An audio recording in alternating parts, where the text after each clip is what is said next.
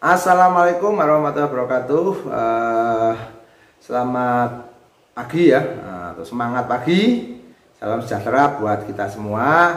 Semoga pemirsa semua, penonton setia channelnya Ahmad Jubedi. Kalau yang belum tahu channel Ahmad Jubedi, saya doakan semoga tambah sehat, tambah sukses, tambah bahagia dalam menjalani hari-hari di tahun 2025 ini sampai akhir tahun. Oke. Kali ini Pak B masih membahas atau mengedukasi seputar investasi emas. Nah, ini ada berita yang mungkin dianggap baru ya, tapi barunya tidak terus news kemarin, tapi ada bank emas usaha baru Pegadaian. Nah, ini bank emas itu apa tuh? Kalau bahasa kita bullion ya, bullion bank ya, bank emas. Kalau biasanya kan bank untuk menyimpan uang, tapi bank ini menyimpan emas. Nah, ini menariknya seperti apa? Kita saksikan selanjutnya. Tapi sebelumnya jangan lupa like, subscribe, dan komen ya, karena itu gratis. Kalau ada pertanyaan silahkan ditulis di kolom komentar. Oke, kita mulai dari pengertian ya. Jadi OJK itu menyetujui PT Pegadaian, TBK ya, PT Pegadaian atau BUMN melaksanakan kegiatan usaha bank emas atau bullion emas yang meliputi ya, ini meliputi kegiatannya ya, dengan SK nomor S strip 325 strip garis miring PL titik 02 garis miring 2024. Bisa dicek di Google ya. Yang pertama itu kegiatan adalah deposito emas. Nah, ini yang paling menarik ini. Nanti Pak B sering akan membahasnya ya. Di beberapa konten akan membahas deposito emas. Yang kedua, pinjaman modal kerja emas. Nah, yang ketiga, jasa titip emas untuk korporasi. Misalnya korporasi itu mau underlyingnya emas atau menyimpan emas yang banyak, ya silahkan disimpan di bullion bank ya, bullion emas ini di Pegadaian.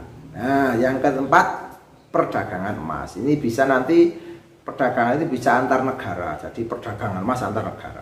Jadi sama dengan uang itu ya, antar negara, bisa money changer. Ini mungkin ini gold changer. Nah, jadi gold changer, jadi emas kita mungkin akan di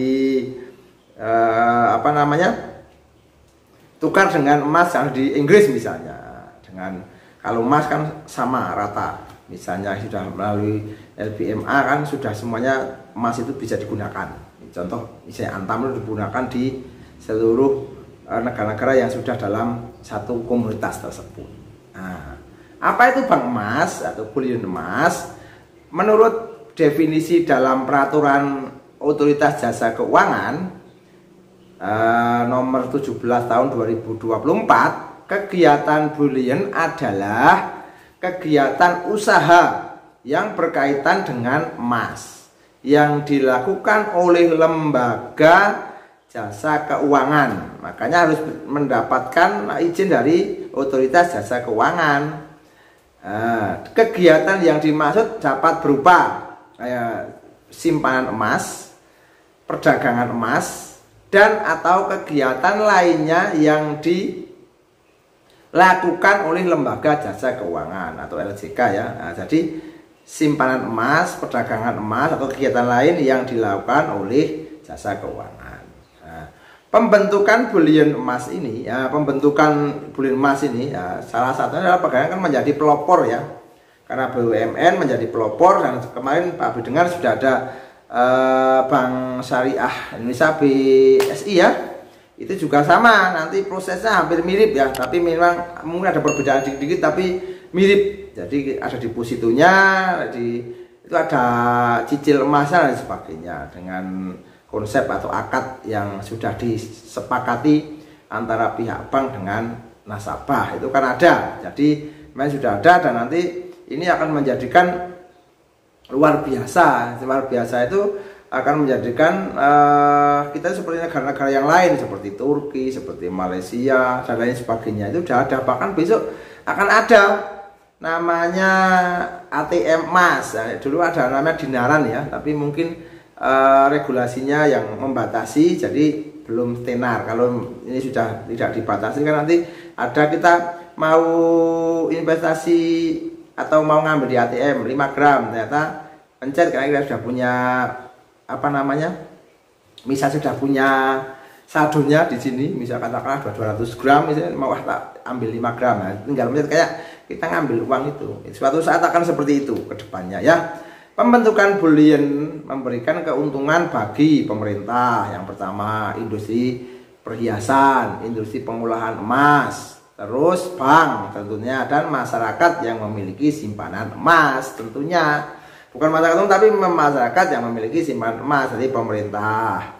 Terus industri pengolahan emas, industri perhiasan, ada bank, ada masyarakat yang memiliki simpanan emas. Kalau bank kan nanti transfer antar bank ya, misalnya kita mau mencairkan, dicairkan transfer ke bank, katakanlah bank yang ada di Indonesia, bisa BNI, BRI, BCA dan lain sebagainya.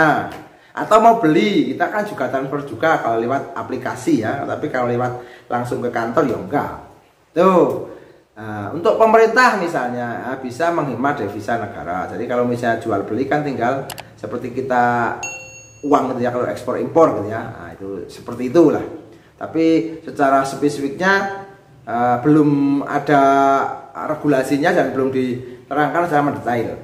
Yang kedua, industri pengolahan emas. Nah, ini mendapat modal dari bullion, mendapat modal pada saat mau memperluas usahanya atau mau menambang yang lebih banyak, lebih dalam dan sebagainya, sehingga punya modal untuk underlying dan bahkan aman gitu ya, dan bahkan mungkin pengolahan emas itu bisa menitipkan karena itu korporasi, jadi seperti itu. Yang ketiga, industri perhiasan ya, dapat membeli emas dari bullion ini. Kalau memang misalnya mau masuk mau dari bullion, mau dibuat perhiasan kan ada campuran dan sebagainya. Kalau industri perhiasan itu udah punya industrinya kan gampang, mungkin harganya jauh lebih murah. Yang selanjutnya, masyarakat yang dapat meningkatkan keuntungan, yang sudah bisa menyimpan emas, dinaikkan levelnya menjadi deposito emas karena mendapatkan imbal hasil dan juga capital gain di masa yang akan datang ketika ya, satu tender itu sudah selesai dan kita mau jual, kita mau gade, kita mau jual juga atau dicairkan juga ada dua. Tapi sering mengatakan bisa dicairkan langsung uang, juga bisa dicairkan dengan dalam bentuk emas fisik batangan. Tapi kalau emas fisik batangan biasanya ada tambahan biaya untuk pembentukan atau pencetakan emas batangan tersebut. Semoga menginspirasi, semoga mengedukasi. Jangan lupa like, subscribe, dan komen ya, biar Pak B semangat untuk berbagi informasi terbaru, memotivasi, membuat Anda tambah informasi dan take action, punya prosesnya dan nikmati hasilnya. Karena ini adalah investasi yang aman, terpercaya, mudah, murah, gampang ya, tidak perlu yang sangat tinggi-tinggi, sehingga ini bisa dilakukan siapapun, baik penghasilannya kecil, besar maupun sangat besar, itu cocok untuk semuanya. Jadi sekali lagi, kalau investor itu cocok untuk semuanya bisa jadi investor. Tapi kalau bisnis belum tentu. Karena apa? Harus punya modal, punya ilmu, punya kan investor kan punya uang. Kalau emas beli, simpan, lupakan. Sedikit-sedikit beli emas sedikit-sedikit, beli, simpan, lupakan. Sesimpel itu. Semoga bermanfaat, semoga menginspirasi. See you next time. Assalamualaikum warahmatullahi wabarakatuh.